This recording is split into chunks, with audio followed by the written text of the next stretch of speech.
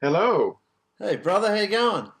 Hey, great man. I'm using my earbuds, Ooh, both of them. Hey, snazzy. I found them. Oh, how are you?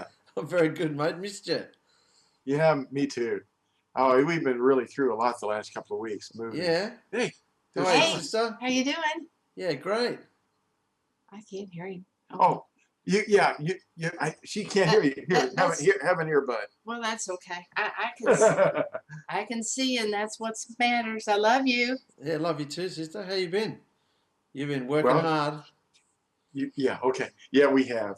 She can't hear you, but yeah, she's been working very hard, and I hear you're all alone now, aren't you? And what?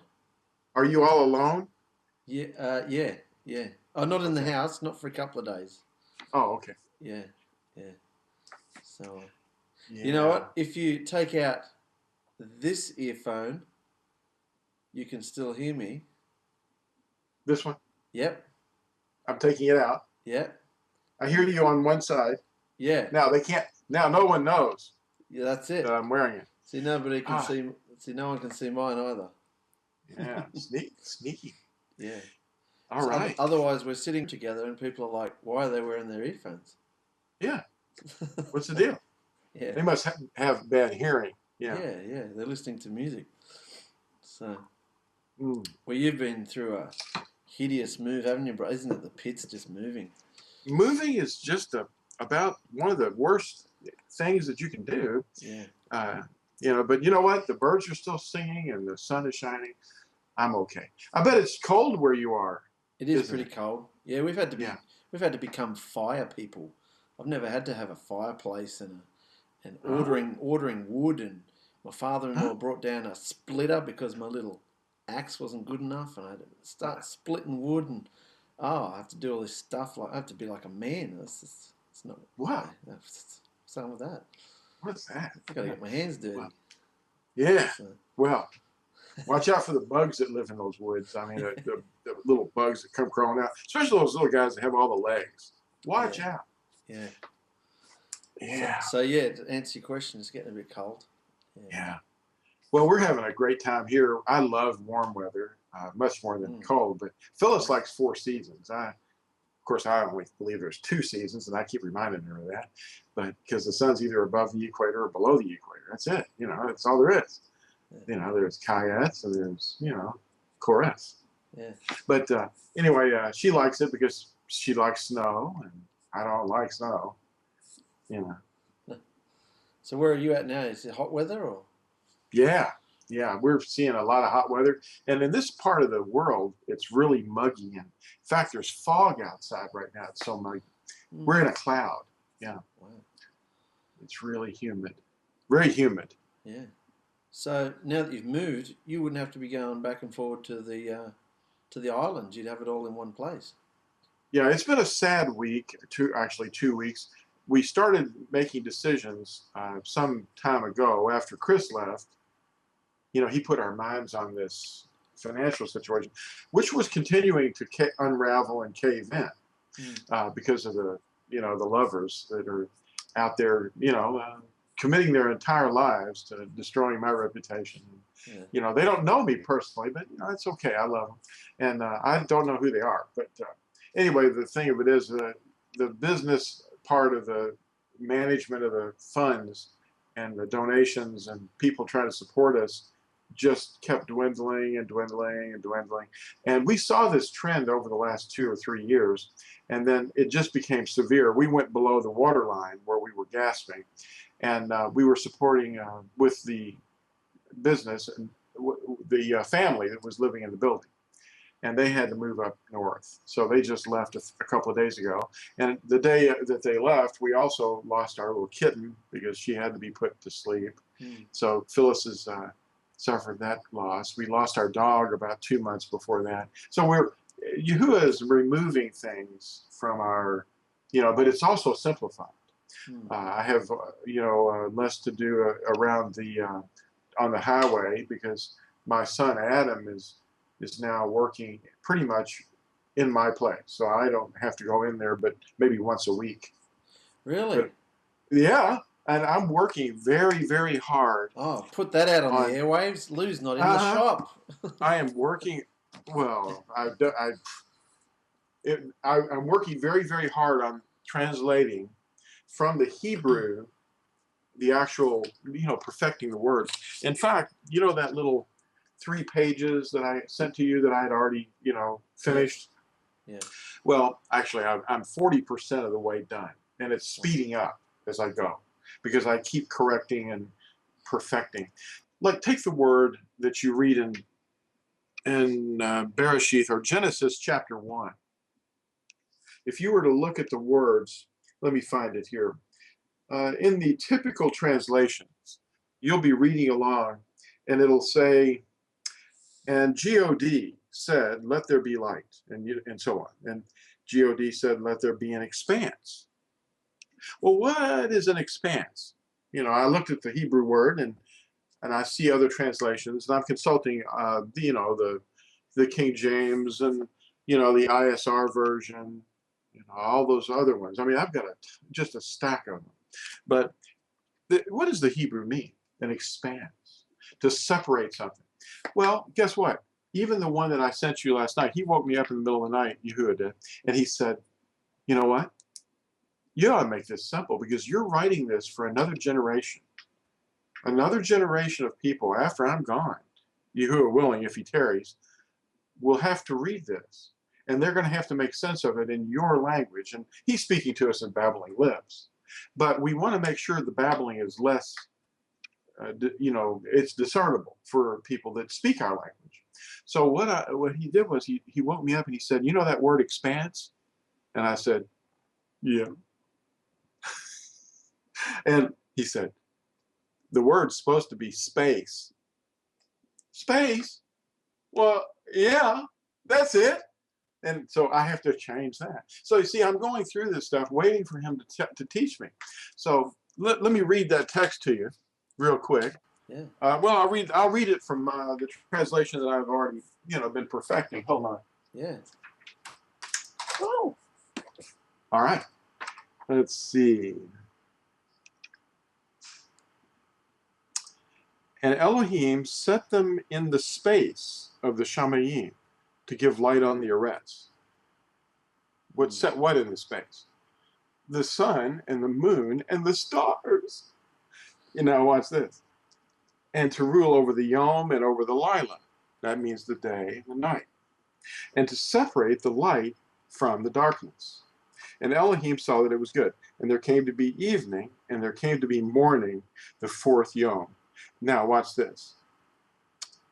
I have to go back here and go back to this this verse where it says, oh yeah. In verse 7 of the first chapter of Genesis, or Bereshith. Now, the reason we say Bereshith, why do we say Bereshith? Well, it means in the beginning, and what it is, it's the first words, or the first word in this text. So we name the book Bereshith because the first word of the text is Bereshith. And the same thing is true of the book that they call Leviticus, Uikra. It's the first word. That's why it's named that. But anyway, going back to verse 7, it says, and Elohim made the expanse and separated the Mayim, which were under the expanse, from the Mayim, which were above the expanse. Okay, now if you just listen to that 10 times, you're going to go, that's very confusing. You're using the word Mayim. Well, the word Mayim is a stretch. That's a Hebrew word for waters. All right, we can get over that, but we're never going to get over the word expanse. So look at it when I replace the word expanse with the proper English word. And Elohim made the space and separated the Mayim, which were under the space, from the Mayim, which were above the space. So we're talking about waters being separated by a gap, which we call space. And that's what we're talking about. See, we can think of it in numbers of ways. We can think of it as an outer realm that's far, far away where there's water. And then in outer space, there's stars. and then there's water on the surface of the planet. Or we can look at it like water that was above the earth, which was set there in preparation for the Great Flood, and the water of the surface of the planet, which we call the sea or the oceans. And that water in between there was something called a space. Sometimes in the King James, they use the word firmament, which was really confusing. That's right. Don't you love that? Well, we're writing for the next generation. Praise him in the firmament. Yeah. Like that, yeah. We're wanting to people to understand it and to not be going, man, I just don't get this. Well, you see, the stumbling blocks are being removed. And this translation, I believe, is just that alone. Is the only one using that word. Yeah. And I'm not just using, I mean, I'm making a lot of changes. You know, cleaning it up, you know what I mean? For this language, for the next generation. Are you going to be putting these funky Hebrew words in brackets with the English? Or we talked about making it, the funky words, as you say, would be the new words. And there's only a dozen or so, maybe 15, and I'll keep using them throughout. So a person, all they have to do is just turn a few pages back and go, there's a glossary. And it's a one-page glossary. All they have to do is look at the word and go, look at that. It tells you what these words are. And that's good. I'm not going crazy with the Hebrew words. I'm just using really common everyday words that you can actually get the meaning of these words if you just stop and think by their use in the sentence. Yeah. You know, sometimes you'll hear some big scholar and they'll be talking and you'll go, wow, what was that word? Now, there are certain technical words that I have to put in there, and I have put brackets with the word in italics, indicating that it's not inspired. But it really helps the reader. And that's only in some places. It's not all over the place, but it's in certain places. Like I was just working in Yehezkel or Ezekiel, you know, and I had come across a word or two, and I had to define those words. Like sun pillar. Sun pillar, what would that be? Well, and I put in italics, in brackets, obelisk. Obelisk. Yeah. You know, everybody knows what an obelisk is, I hope. But if they don't, they can go look that up on the internet. They can get their phone out and Google that and find out. Yeah. And fun with obelisks. Yeah, well, they're going to be broken down one day. Well, anyway, this is an amazing endeavor, and I take it very seriously because, well, who wouldn't? I mean, what? But you see, it isn't just that, hey, I'm not thumping my chest. I'm saying I'm standing on the shoulders of giants, people that have gone before us that have been, and I have been trained by these things through Yahuwah's Spirit. See, Yahusha is guiding us into all truth for us. And he said, I will speak to this people in a babbling tongue, and a strange tongue and babbling lips. And, you know, for what purpose? Well, to guide us into obedience, you know, so that we might love him and know him. So that's really a big deal. And I was struggling with a lot of the words because transliterating a lot of names, the names and places in Hebrew, which you have to bring across transliterated. You don't translate, you transliterate, you know. Just for those who don't know, what's the difference? Well, translating would mean that you take a word, like a name, and you translate it into the meaning in your language. You know, an example would be Baal Zephon, the Lord of Winter. So if you wrote it in your language in translation, you would write Lord of Winter. That would be Baal Zephon. But if you transliterate it, then you're using your language's letters to assemble the sound of the word in the Hebrew in your language's letters. So you're making the sound. Like we speak the name Yahuwah from 4 vowels that are written, Yod, He, Ua, He. Now, if you translated it instead of transliterated it, see, literation means to letter it, to make letters. So you transletter That's what you're doing. You're using the letters from one language and the equivalent letters that make the sound in another language. But if you translate it, then it's a feeling and an idea rather than a sound. So if you translated Yahuwah's name, it would be I was, I am, I will be. You know. That's not a name, is it? It's not. Okay. So what you said somewhere a couple of weeks ago that your whole experience in Yahuwah over the last 30 years is culminating in this project. What led you to want? Were there so many things that were bothering you about the existing printed texts that you thought? Like I look at some things through my eyes, like creatively, and think, "Oh, I wish that wasn't there. I wish that wasn't here." Or, you know, if I could just get rid of that line there or that paragraph. That, like, just looking at things, I thought, is that what you're like with the text being so absorbed in it? Just, I wish I could get rid of all these things. There's all kinds of distractions, and the words themselves can be distractions. Like I just gave you the example of the word expanse. Yeah. You know, it's not clear for the understanding of contemporary society to use a word like firmament or expanse. So and the word, and of course there's a lot of other things, but yeah, you're right. There are stumbling blocks that you want to remove from them. And the people that wrote before were, I'm not going to judge them and say, well, they weren't spirit-filled people. They didn't understand. But there's a learning curve involved, and it's taking centuries to get over, because the confusion of the languages of Babel has resulted in 2,600 plus languages, and English happens to be the language of business on this planet right now. Like Greek was the language of the period of the world in Yahuwah's time and Yahusha's time. So the disciples were working with. I don't think they were inspired in Greek. I think they were that their letters were translated into Greek by the 2nd century. Yeah. You know, but there's no real reason to believe that they were speaking Greek. I mean, some of them were illiterate men themselves. They had to dictate, and they wouldn't have been speaking in Greek. They would be speaking in Hebrew or Syriac, Aramaic, or whatever you want to call the dialect. But in fact, if you read the scriptures, indications are that they're speaking in Hebrew, and it says that in the text.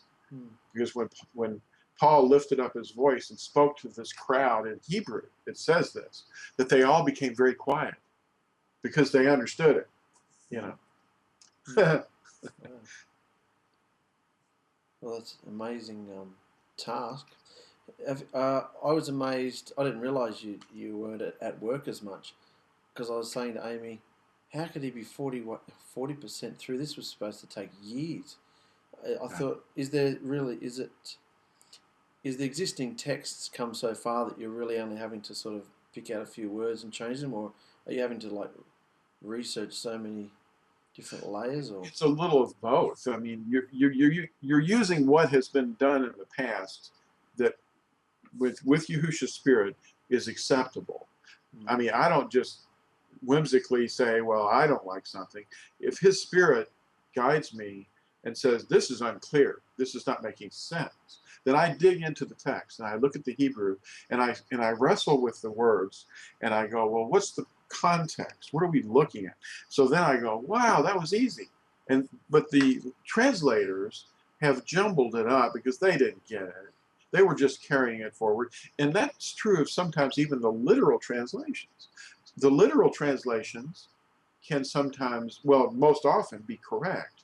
However, you can even get more literal than they are, but if you understand what's being discussed. But I don't know if you can even put this into words, but this is what I'm trying to do. I'm trying to put this into words, you know, with the translation and the transliteration. And I've got a 20-page or so, maybe not quite 20. But the whole front of the thing is basically made up of a glossary and an index or contents, and and then an explanatory text where the whole project is explained and the motive behind it, the fact that NATSARIM are getting involved in translation. And when you've got NATSARIM translating, then you've got people that have the spirit of Yahusha living in them, that are guiding them to say the words in the right way. And it's really an amazing thing, because you're working for hours and hours and hours with Yahusha's hand on your shoulder and him pointing and directing. And it's, oh man, what a feeling, you know? And when sometimes some interruption comes along and Phyllis comes in and goes, hey, you know what? We're going to have to take care of these orders. And I'm going, oh. And I'm coming back into the room from some other place. You know, I'm physically there, but I'm not mentally there. Yeah. And I have to come down from this other place. And, you know, I've been to that place where you're handling his word, and it's very awesome.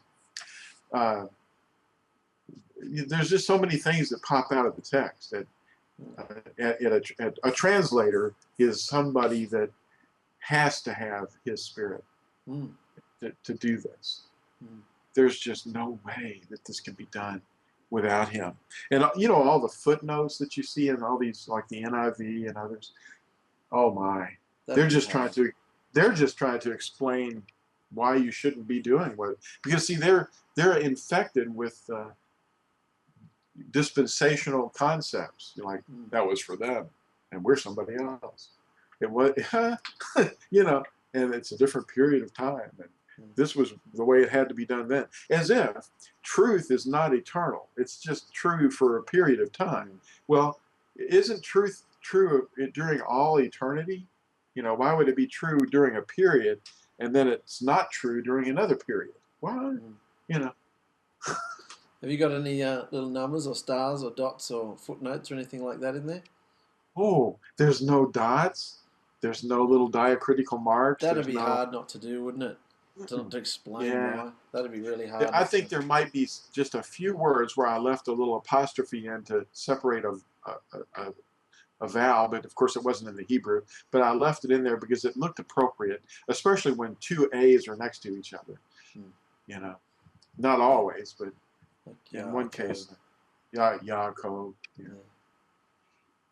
Yeah, there's not any of that nonsense. And, you know, a sister just sent me an email, and I read it this morning. She lives in Tennessee. They're lovely people, and we share quite a bit.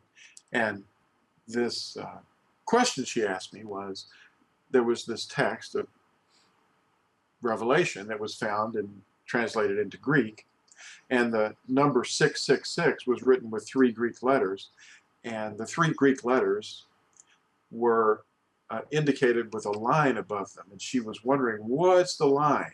What's this line? Well, it's a titlos, and it refers to the word title, which can be the name of something, like something that has a name, as if the letters were representing a name. And we remember from our study of Christograms, and I shared this with her, that a Christogram was a replacement word that took out the name of the Messiah and they put in a device called a Christogram, like ICXC or IHS with a bar above it. You know, that's called a titlos, that bar. And those are devices that were invented by men, made up out of thin air to indicate something that they shouldn't have even done. I mean, can you imagine being a translator and you remove the name of the person you're discussing? That's what they did. And that's the kind of thing that we had to overcome. And so anyway, I was telling her that my understanding of the 666 was simply that it's a number system of the Latin language, and it was, the bar was just something somebody put over it. Not that it was a name of a beast, but it was the numeral system of a Latin language. And the 666 added up from the D and the the C and the L and the X and the V and the I. If you add those up, you come up with the number system, and it's 666. See, the Latin language is the language of the beast. Mm. So that's what he was saying. It's not much more than that. It's not like, oh yeah, there's somebody coming and he's going to have this this number. I don't think so. The beast is it's numbered.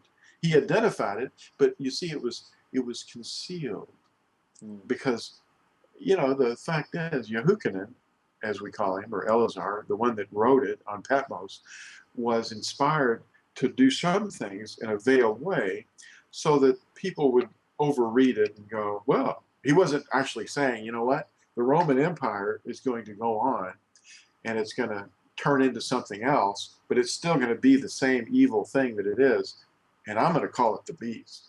You know, this was his way of doing it in a very hidden way. You know, not it was, you know, just a way of saying it, and yet he wouldn't have people running up and down burning the book or the letter. They wouldn't get it. They wouldn't understand it. They'd be mystified by it. You know.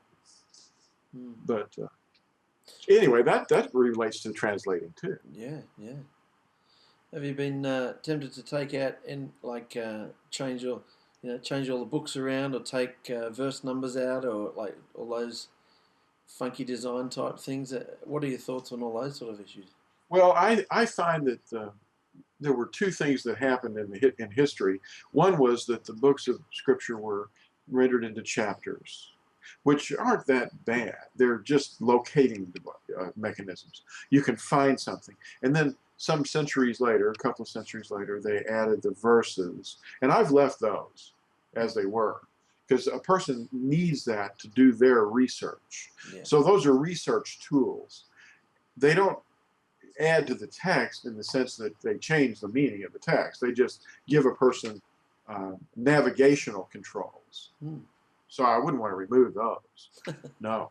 Yeah. And as far as the book's orders and things, whether something happened chronologically before something else, well, you'd have to start with the book of Ep, I guess, if you did that. Well, I didn't. I didn't do that. So I'm just leaving it pretty much as, I kind of like the way ISR's arrangement was. Chris Koster had a real head on his shoulders. And I'm basically staying with that format, book order. I thought about moving things around and shuffling them a little bit, but as the NIV and the King James version's order declines, we're going to see the order that Chris Koster set up. I respect it because I knew Chris while he was alive, not face to face, but we were corresponding, and you know, we were kindred spirits with one another. And I just, for years, I've been, I mean, literally years and years, I've been asking Yahuwah, whatever it is that you're doing, training me, whatever it is that you're preparing me for, I hope I'm ready when it happens. And all these years, I've known that something was coming. And then this comes, and I was into this for about a week, and then it dawned on me, oh, I see now. This is what I've been prepared to do. This is it. All this study and all these things, these doctrines and strongholds and all this, you know, overcoming, and to get to the real truth and find out that love is the whole basis and the goal for what this is written down for. And it's a book of love, is what it is. It's a struggle of mankind against all adversities to overcome, to get to the truth. And the truth is simply love me and love your neighbor. And this is all it is. And everybody else, everybody that's having trouble in this book is fighting against those two things. And it's that simple. And all you have to do is to show your love for him is to keep his commandments. And they, in turn, teach you how to love your neighbor. And it's just love, you know. And this is what is going to come across. I've got it on the cover. design. Did you see the cover design? Oh, I loved it. Yeah, it's great. Did you? Okay. Yeah, great. I don't know if this is apparent or not, but I didn't know it either when I was designing the cover, that I was drawing from all these decades of training to keep it simple, but yet get to the very clear point of about love, So, and that this is for another generation. It's mm, for the next generation to understand, to pick up this book and be attracted to it, first of all, to be attracted to the book and go, what's this? Pick it up, read it, and actually understand it mm, with the goal of love in mind, yeah. instead of thou shalt not. See, the Satanists, they don't get that. And the people that are atheists don't get that either. Because see, they want to do their thing. And we understand that this is an owner's manual of how our behavior needs to reflect love. Mm, You know, it's an owner's manual. I mean, the Mm. owner wrote it yeah. for us. Yeah. Will you be including any of the other, what we understand to be inspired books, like, what are they? Enoch or Jubilees or things like that? Will you be including any of those things, or sticking to the traditional? They're not going to be in there. They're just going to be the traditional. Yeah. Okay. Yeah. And I'm sorry to say that I would love to do that, but I haven't, you know, that's not my calling right now. Yeah. That may be other people's callings. Mm. See, that's what, when this project first came on board, I was approached by a sister that said that I needed to do a translation. Mm. And I said, wow. At the time that she said this, I was not ready. Yeah. And I said, well, perhaps you should do something. So she hired a seminary student to go through the text, and she came out with this. Mm. Well, she didn't even know what to call it, and I pondered that too. I said, well, why don't we think of it as the BESORAH, Mm. the message from the Creator, Mm. the message from Yahusha, you know, and we know that all Scripture is about Him. So I said, why don't we call it the BESORAH of Yahusha? Mm. And she did, and then that came out, and then they were depleted. She gave most of them away, but anyway, the fact is, when she ran out of funds, she's kaput. She has no way to make any more. So I decided that after, you know, Yahusha freed me, I said, hey, there's things opening up here. I'm finding time. So I'd endeavor to come out with the revised BESORAH of Yahusha. And now I'm doing it. With his blessing, I'm going to be able to print these. I haven't got any money except for one person came forward and they donated a sizable amount, but it's going to take an incredible, a larger amount than that. But it isn't on one person's back. I mean, No. if people want to support this, they're going to have to get behind it. But anyway, the printing expense is going to be the next hurdle, but I'm not putting my mind on that. I'm not even going there, because I know Yahusha will take care of something like this if he's wanting it to happen. But I'm working on the text, you know, making it clear. And instead of putting words like in Yeshayahu or Isaiah 14, around verse 12, I think it is, there's a name in some of the traditional ones. You'll run across this thing in verse 14, in chapter 14 of Yeshayahu or Isaiah. It's studying the fallen being that we some people call Lucifer, and they see it in the translation as Lucifer, but it's actually Hallel ben Shakar, and I'm putting that in the text. I am transliterating that.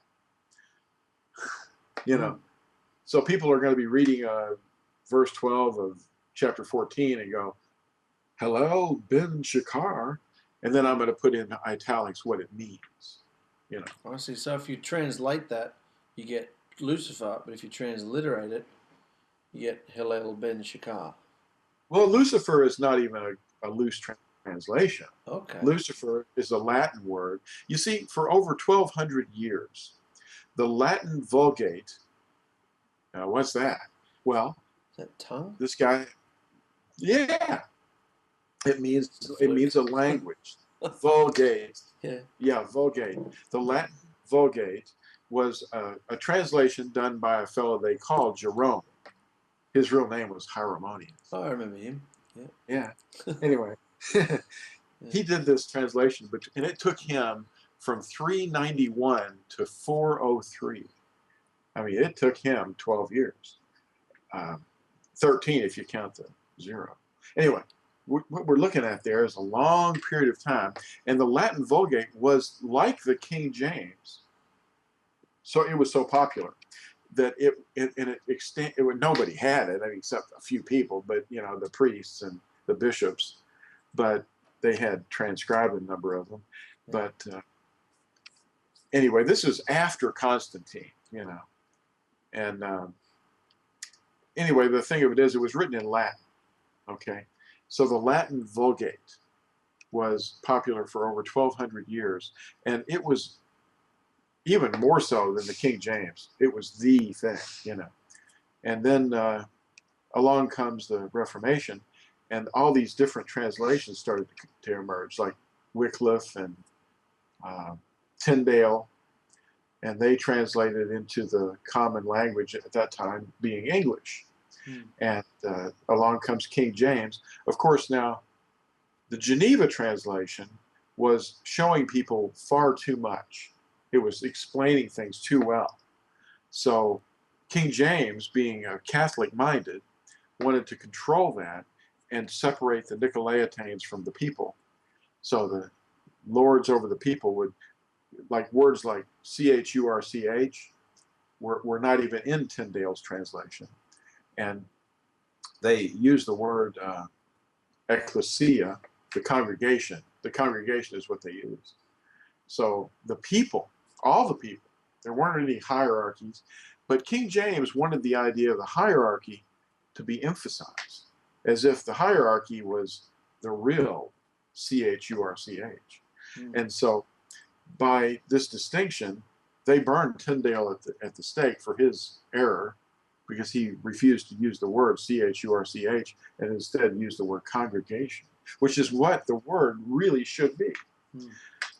Because it was, you know, basically wiping out the authoritarian, totalitarian control of the hierarchy, you see, which Yahusha hates. Yeah.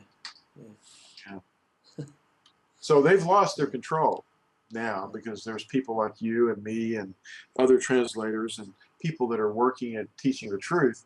So we're on the internet, and we're able to tell people the actual real word, you know. And of course, some people are offended because we use the word circus, but you need to get over that. It is. You know, you need to get over I that. loved it. Like, come on. It's just a, you know, a Greek word. Haven't you ever been to a circus in a church? Yeah, I've been there. There's clowns, there's elephants, there's People dressed up. yeah, it's the same thing. Yeah, they're actors. Yeah. Yeah. I was going to say something. So if you're changing, or not you changing, but if you're putting out a new version, why are you sticking with the old name? Did you think of did you have any other names, or the BESORAH of YAHUSHA is most clearly what it is. Okay. You know. Yeah. Because he revealed that in the text. See, the word Bible, for example, is not on the cover. It's not inside the text. Where is it coming from? Well, it was stamped on the cover of most translations, but it's actually the name of a pagan idol. Well, it's spelled B-Y-B-L-O-S, or B-Y-B-L-I-A, which was a deity, and it was in the city of the same name. And they made parchments from that city, and it was a primary export from that city. So they started calling paper, you know, paper, by this term for the city where it was produced. So wherever this parchment was produced, they referred to the parchment itself by the name of the city. And in the city, which was named after this pagan deity, was this female fertility deity's temple. So why would we use that word to describe Yahuwah's word? That's a lot of people don't even know that. But I was interested 20-something years ago. Well, why is this on the cover? You know, because I've always been an investigator. And I said, well, why is this word here? I started looking at the etymology of the word. And that's how I discovered. And then I discovered that it wasn't in the text. Paul, in one place in the book of Acts, I think it is, talks about, he talks about the parchments. He says, bring me a robe or a blanket or something, and also the parchments. Well, the parchments, you know, and in the Greek translation, you have that similar word, but it's only used like once, you know. But why would it be on the cover? Well, it needs to not be there at all. Look at things like this. Look at translations like this. Think of a high mountain, and then you've got all these rocks, and then up at the top there's this pure water that's just for some reason bubbling out, and it comes down and it bounces off a rock, and then it bounces off another rock. Well, think of each time it comes in contact with a rock, it picks up a little mud. It gets a little dirtier. Well, each rock or crevice or whatever the water passes through, it starts out being pure. That's the Hebrew. And then it hits Greek, and then it gets a little mud in it. Yeah. And then it comes slamming down and hits Latin. Ooh. And then it goes into German. And and then it hits this giant language, which is literally a river of different rivers actually coming in, called English. Yeah. You know, it's got the pure Hebrew, it's got the Greek, it's got the Latin, it's got French and German and all this, and it's all muddy, and you can't even see through it. You're going, what? I can't see the fish. Yeah. Wouldn't it be nice if you could just look down into the crystal clear water and see the fish? You know, well, that's what I'm trying to accomplish, I think metaphorically. But as each, you know, with each pass over a rock or a crevice, this pure water has become muddy. And we want to try to clean it up, you know. It's amazing. Yeah, yeah. So for those who might wonder, where are you getting to get a more pure understanding of the translation? What texts what's your foundation of your text? Where are you just starting from scratch and you wouldn't be looking up every single word, would you? You obviously have some kind of, otherwise you'd be spending months just on one sentence. What's your most trustworthy text that you're running off? Well, I'm working with the best one that I've been able to find was Chris Koster's uncopyrighted version, and that would be the best one. That is a spine, but it's by far not anything but a guide. It's just a guide, and I'm replacing a lot of words. Like for example, I gave you the word expanse. It's not that. It's space. Yeah. You know, and I'm taking transliterations and putting them in, but I'm also I'm consulting this one, which is called the NIV. Now it isn't an NIV. That's the NIV in the column, but the actual Hebrew, it's an interlinear.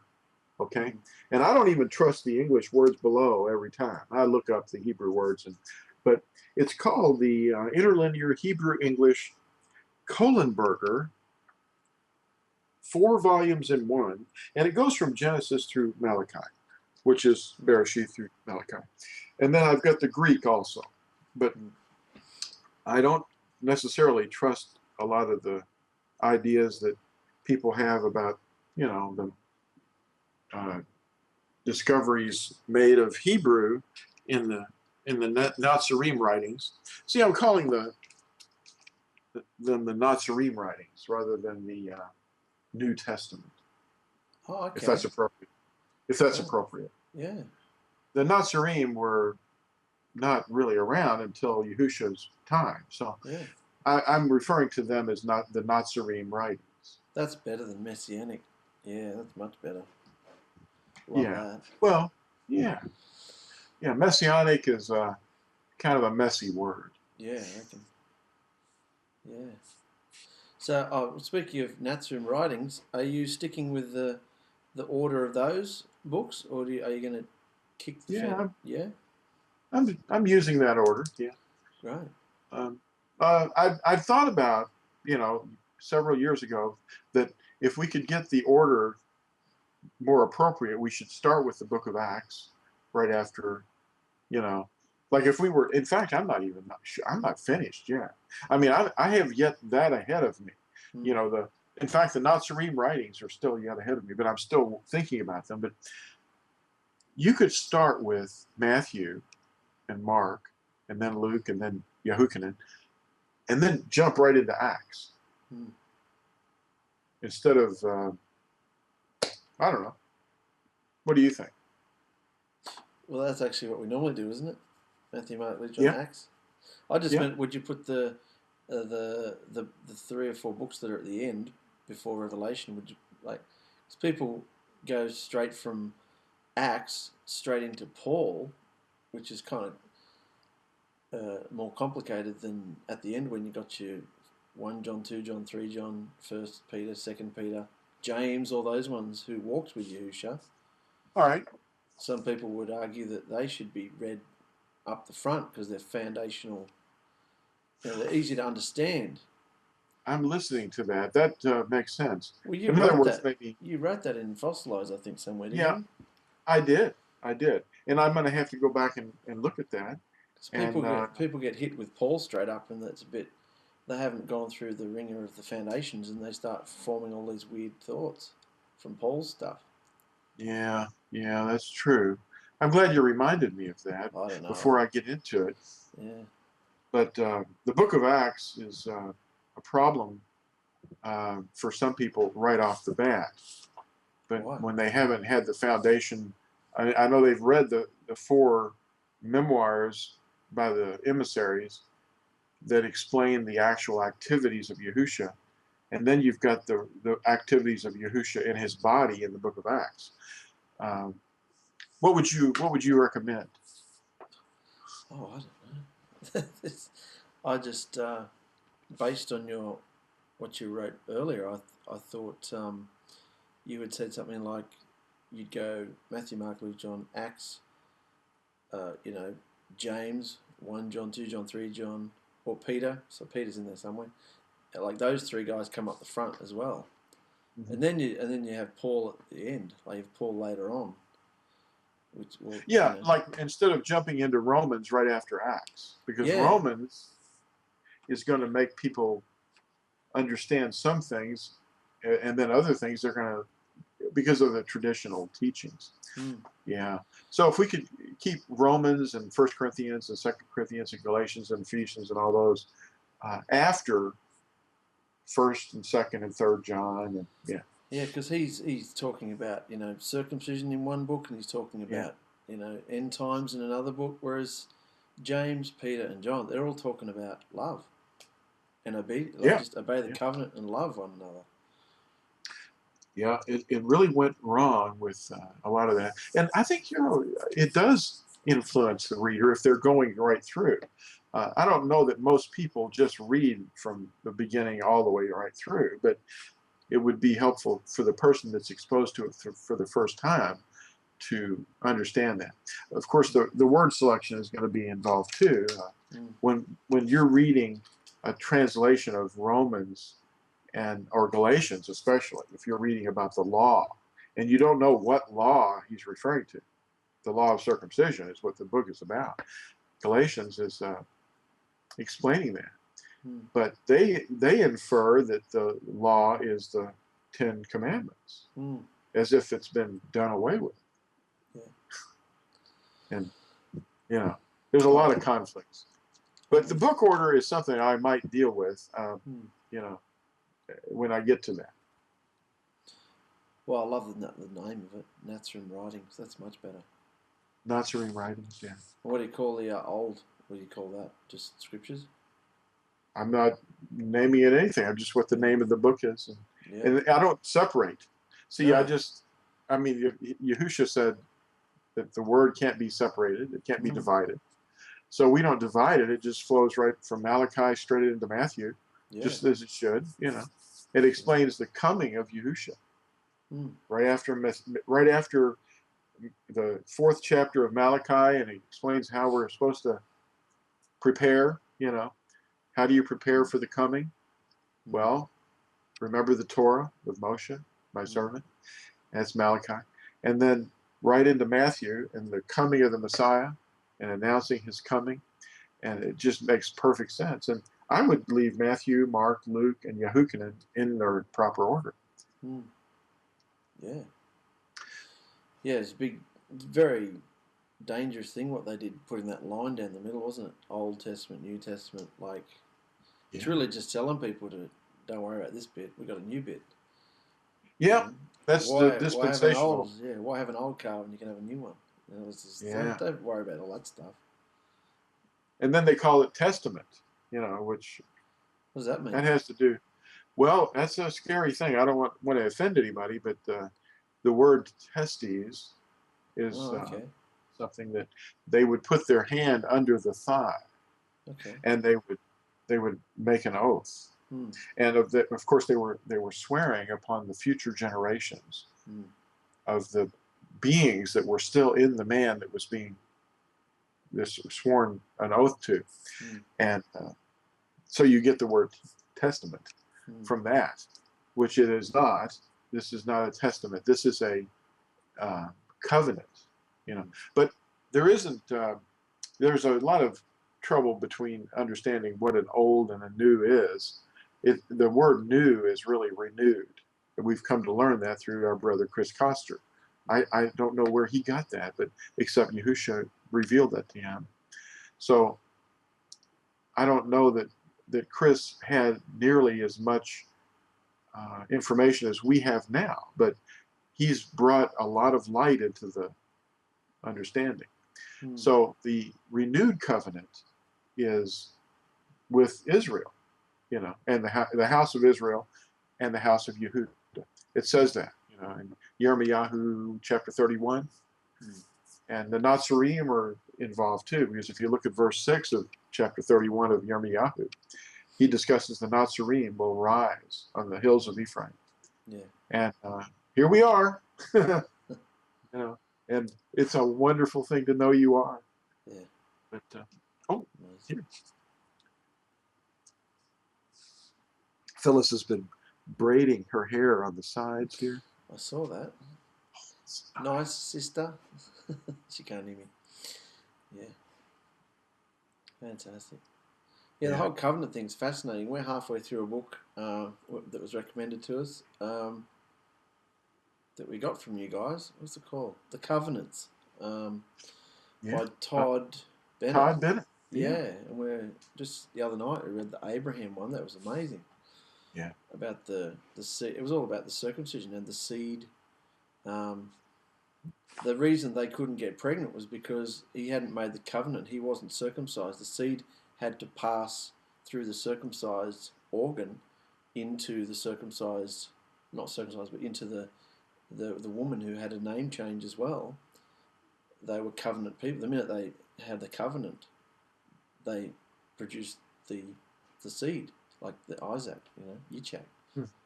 It's just, he goes right. It's so interesting. I'm only halfway through, but we're sort of trying to get close together. Amy and I just sort of reading it together. So we don't get to it every day, but it's yeah. And you got 2 more books from him now, haven't you? You got the scriptures and the appointed times, and have to get there. Do you get a chance to read all these books you get in? I only have time to scan them, a lot of people will dismiss a a book because of some doctrinal disagreement that they might personally have about something. And I don't do that. I pick out the gems, and I let the chaff blow on by. Mm. You know, where somebody has an impression about something, and a brother might be writing a book, and this is going to be true of me too. I mean, people that don't agree with a particular thing, let's not throw the whole book out.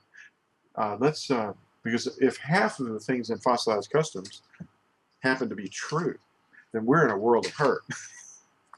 Yeah, definitely. Wow. Yes. Mm. Oh, I also wanted to thank an anonymous friend that sent some support to us, even while we're in decline. Mm. And you know who you are. It was here in the United States. Mm. Someone sent some help. We really, and I'm sure you're feeling the economic downturn too. Mm. But you know, I know Yahusha's doing things. I'm not discouraged. You know, when you think of David and Goliath, Daoud and Goliath, you know, the little guy, the teenager, and this huge giant warrior, and he's a shepherd, and he's protected his sheep, and he knows Yahuwah, and he's the psalmist, and this young boy's skills involve a harp and a stick and some rocks and a sling, and he knows that Yahusha, or Yahuwah, is with him. So that's the thing that gets you through any valley of darkness. So as you see something going down, you don't necessarily have to worry, because Yusuf was thrown into a pit by his 11 brothers. And the fact is, they were thinking about killing him. And then I think it was, wasn't it Reuben that said, let's not shed the boy's blood. Mm. I mean, he was the youngest of their brothers, and Mm. you know, so they just decided to sell him to some Ishmaelites. And he goes off, and for what seems like a few decades, goes through just horrible times. Mm. And then he's lifted up in order to save a great salvation. Many people are saved. I was reading about that as I was doing the translation. His name was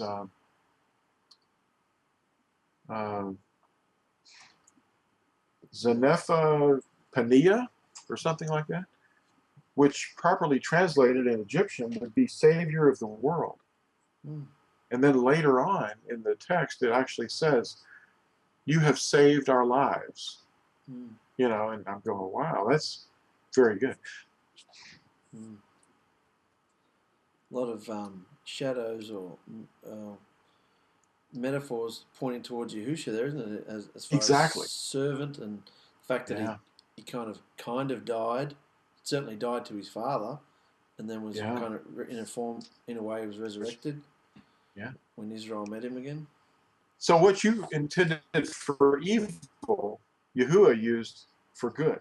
So while I personally interpret this attack on me and my reputation, I see that I'm in a pit, and I'm going to be sold to somebody else and have to serve them. I don't know what this is all about. I don't know how I could relate to it at all, but we all do. Every one of our lives goes through these same metaphoric periods. And but whatever somebody intended for evil towards you or others or me, it can be used for good. Mm. And that's the thing that makes everything worthwhile, because of one single fact: Yahuwah is with you. Mm. When Yahuwah is with you, he goes through the dark periods with you. He's actually closer to you during those times than you might even realize. Yeah. But I'm very excited. I'm motivated. Yeah. To be given the time. But something good is on the outside. You're going through the birthing canal, and you're going to go into a completely new reality that is just wondrous. Yeah. And amazing. Yeah, I was always taught through these times that Yahusha's always trying to get our attention, because he's he wants to be that close. He's that jealous. Wants to be that involved. So when things get tight, or you feel that pressure, or even if you feel at times that he's not quite there, like, where is he? You're always trying to find Yahusha in your day. Like he's always trying to get your attention. That's what I was always taught. And I always keep that in my mind. Where's Yahusha? It relates to the test. Yeah. The test that we all definitely. have to agree. Yeah. Yeah. Mm. Yeah. And how you respond is everything. I mean, a lot of people would just get angry, and lose heart, and that's what everybody was doing in Israel when Goliath would come out and challenge them, and they would just move back, look out. But Daud, the little boy, was saying, what are you doing? Look at this guy. You're gonna let him stand there and say that? And he got mad. Yeah. The spirit of Yahuwah was in him, and he said, man, look what I'm going to have to do. And so he goes out there and he gets permission, and he gets out there and he wipes him out. Yeah. He doesn't even break a sweat because Yahuwah is with him. That's great. I think of that a lot. You know.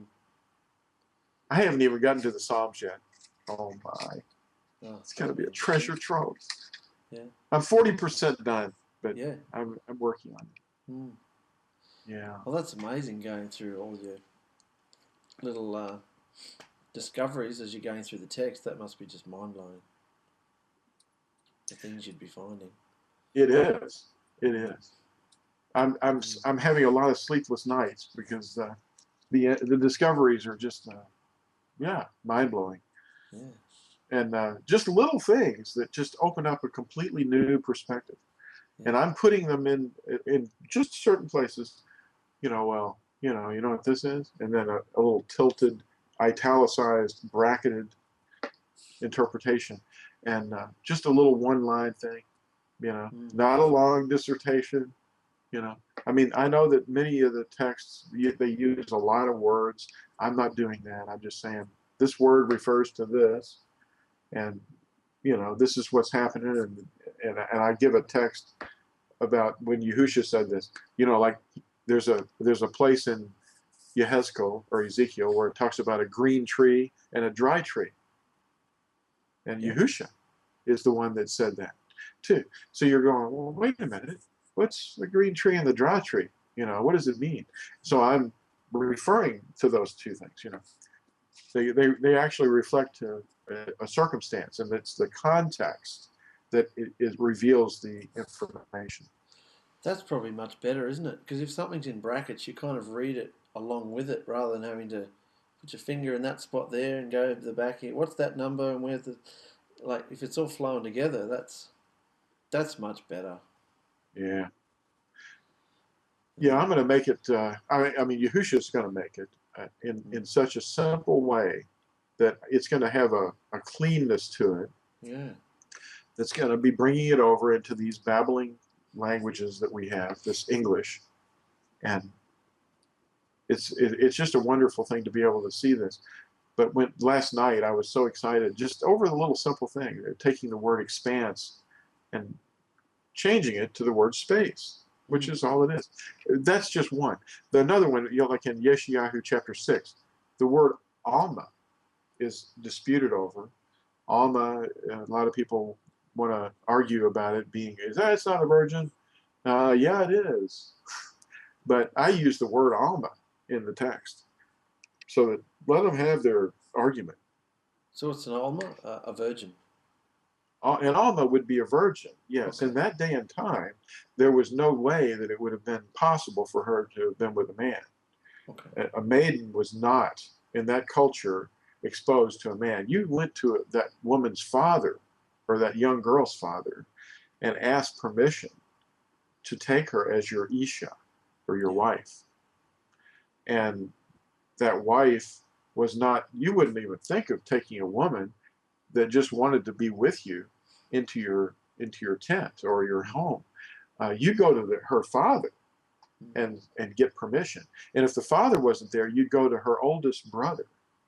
Because you know what? If they get offended you're dead. Yeah. You remember what happened to that pagan, Yeah. that guy that found this girl named Dinah, and Defiled a her. young girl, yeah, defiled her. So two of the heads of the tribes went over there, and they tricked them into everybody getting circumcised. And then while they were at their weakest point, they killed them all. Yeah. Yeah. Yeah, you don't want to mess with that. You want to do these things properly, Mm. And that's what it takes. Marriage is something that I've been contemplating for a long, long time, and the government doesn't have the power to join two people together in marriage. Mm. Even the people themselves don't have the power, nor does any organized circus. Mm. Only Yahuwah can unite two people in the bond of marriage. And it isn't done through any other earthly authority. And but it is something that, and it isn't archaic. It's something proper that you go to the person's oldest living relative, if it's a brother, or if the father's not alive, you ask permission to take this woman's hand and guide her through her life until death do you part. And that's what marriage is. It isn't standing in a ceremony. That's something, the ceremonial idea of a marriage is a Catholic invention. It's a governmental thing. The government just came in and did this, and because of the state and the religious bond. And Satan is usurping Yahuwah's place, as he always does. Yeah. But the man and the woman, they make a covenant together between themselves before Yahuwah, under the authority of Yahuwah. And then that's consummated, not in a ceremony, but I mean, the procedure is really simple. But, when Samson or Shimshon went and saw a woman that he wanted as a wife, he went to his father and asked him to get her for him. Yeah. And that was done sometimes, as it was done in Abraham's case. Abraham sent, because Abraham was kind of old, so he sent his oldest dependable servant, Eleazar, to go out and find a girl for his son to marry. And I don't think he ever saw any ceremonies. No. That was added later. Even the wedding feast of in Yahusha's time, when they were having a wedding feast, it was like a week long. And it wasn't so much that people were sitting under a kuppah and walking around in a circle around the bride. I mean, around the groom. Yeah. The bride goes around the groom with the mother-in-law, in a circle. Well, what's that? That's borrowed from pagans. Yeah. Circumambulation. Yeah. That's not scriptural. No. It's something added. Mm. So we have a little, bad thing, a little dirt, mud in the water. Mm. Well, that's amazing, brother. Ooh. We'll have to catch up when you're further on in your scriptures. Talk a bit more about see how. it.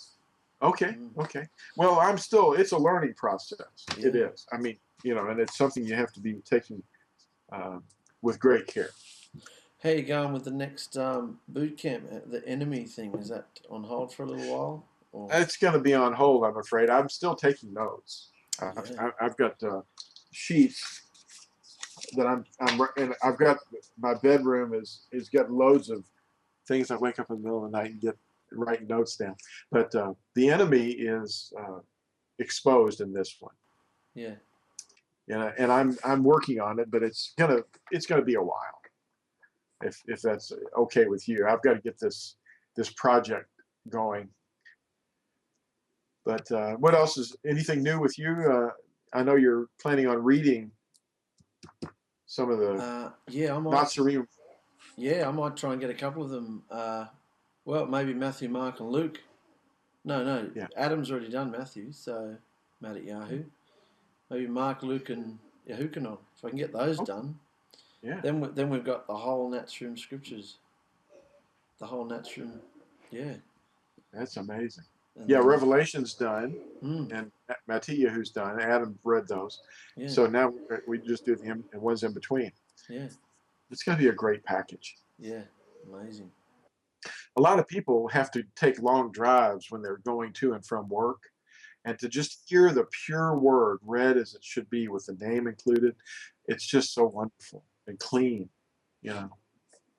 So you won't have to be doing any more live seminars because you got no venue.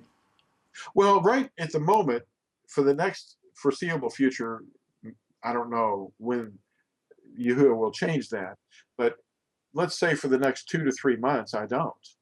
And we just do something on the internet here, and we do some get-togethers. But I think this was all part of a plan. Oh, totally. Yeah, I'm just following Yahusha's lead, and things are going to change, of course. I mean, you know, just look at what happened to Yusuf and Mitzrayim. Yeah. Things happen for the good of all. Yeah. Yeah. Just keep rolling with it. Just keep rolling with it. Never fear. Do not fear, because fear is the worst thing. Yeah. Well, I love you, mate. It's wonderful catching up. Love you too. So I'll see you next time then. Yeah, yeah, wonderful. And good on you for what you're doing with the translation. Keep praying for it, and we can talk by email too about some of those ideas that you had about the book order, and remind me of what I had already written about it, because I'd like to go back and review that, and we'll see what we can come up with. Oh, well, Yahushua will tell you when you get to those books. Oh yeah. Yeah. I have to do what I'm doing right now. What's in front of me? Yeah. Okay. Wonderful. Love you, mate. Love you. See you later. Bye-bye.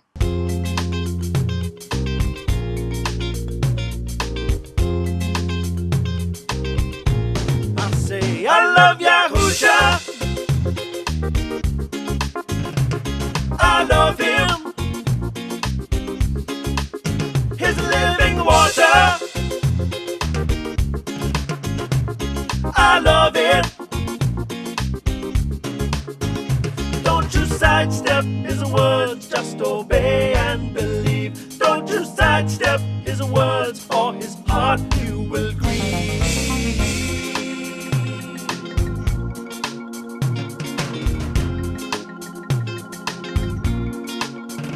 Well, he looked at my broken life. He said, I'll give mine for yours. So I accepted with broken heart. For my sin he ignores. He said, I called you, I chose you, I'll take you for my bride, and you'll be blessed, protected.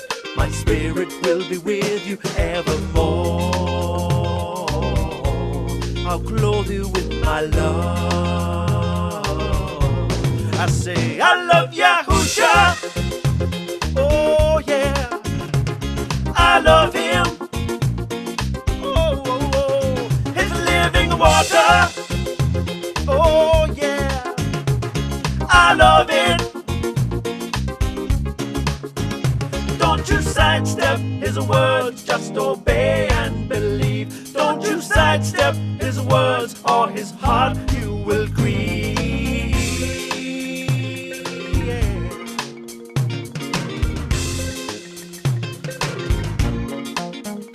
As I glanced at his hand, I saw wounds I had caused. I felt my heart melt within me, and its beating had paused. He said, I've saved you, I love you, my harvest is so close, and you will see it with others, one body in the Ruach HaKodesh. One body in Kodesh. I say, I love Yahusha. Oh yeah, I love him. Oh, oh, oh, his living water. Oh yeah, and I love him. So don't you sidestep his words, just obey and believe. Don't you sidestep sidestep his words, or his heart you will grieve. His heart you will grieve. I love Yahusha. Oh, oh, oh. I love him. Oh, yeah. His living water. Oh, yeah. I love him. Oh, oh, oh. I love Yahusha. Oh, yeah. I love him.